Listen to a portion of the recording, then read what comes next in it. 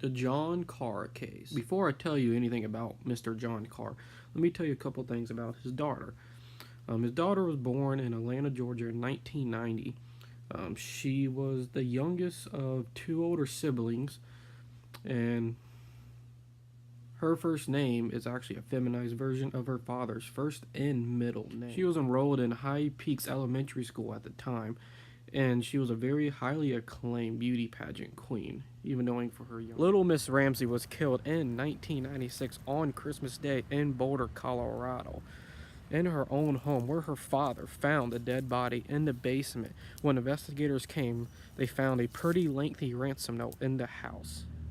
When police came, they found out that she was strangled to death, and also a pretty severe blow to the head, which had killed her.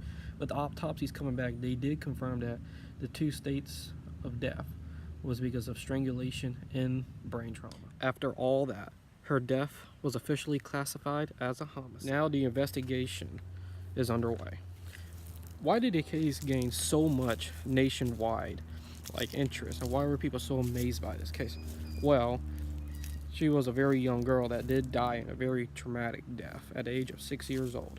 Also, Miss Patsy Ramsey, her mother, was also a beauty pageant, and she had recently entered Little Miss Ramsey in a lot of pageants in the upcoming days, and people, I guess, were very interested in it.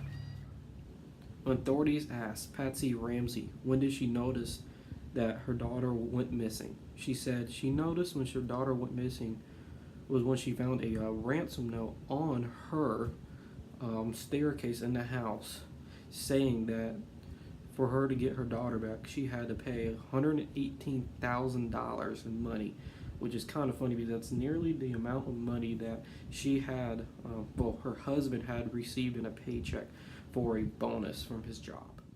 All right, let's talk about that ransom note. First off, that ransom note was 2.5 pages long. That is a very unusually long ransom note by what FBI standards for ransom notes usually are. Also, the ransom note was written at the crime scene.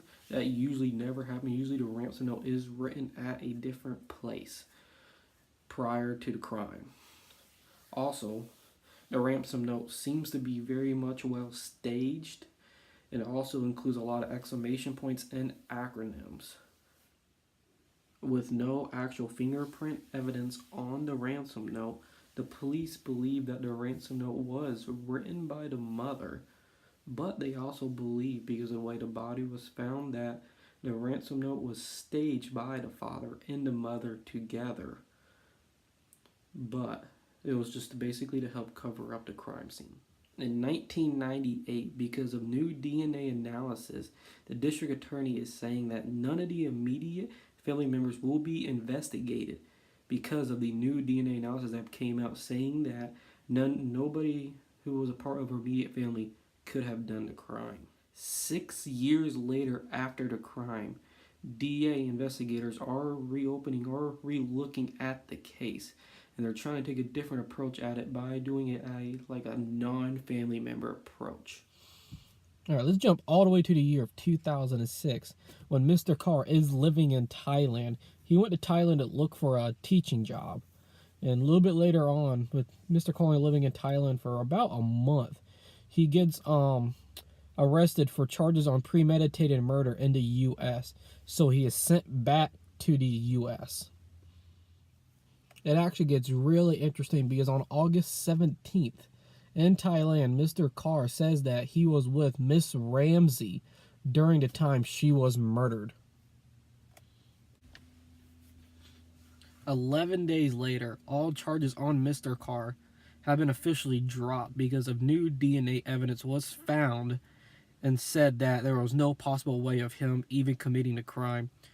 The reason why the police said that he would have said something like that like he was there during the murder, they're thinking he had just trying to cover up for something for some reason, but nobody knows why. So, whatever happened to Mr. John and Patsy? Well, Patsy died in 2006 with ovarian cancer, and John, he hasn't really been in media or any type of spotlight lately, but the most recent thing was in 2010 when his new girlfriend, Miss Samantha Spiegel, was saying that he was trying to start up a cult with young girls and stuff, and a couple other crazy things. He was getting in a fight with her and stuff, and the cops were called. And that was all in San Francisco, and that was the last time the media has ever really seen Mr. Karr. This is Kelby Cedarquist, and I'll see you again.